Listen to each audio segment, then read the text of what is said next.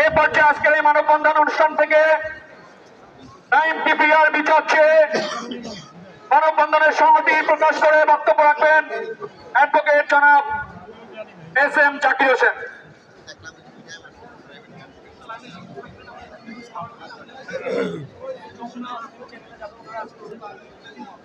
আজকের আয়োজিত এই নাইম পিপিআর উপলক্ষে মানববন্ধন, আজকে এটা শুধু আমাদের না, এটা পুরো আইনজীবী সমাজের। আমার সম্মানিত লান্ডের বলছেন যে যখন কসাইখানায় একটা গরু জবাই করার জন্য রেখে দেয় আর একটা গরু জবাই করে, এভাবে সিরিয়ালি গরুগুলো রেখে দেয়। আজকে নাইম পিপিআরকে হত্যা করা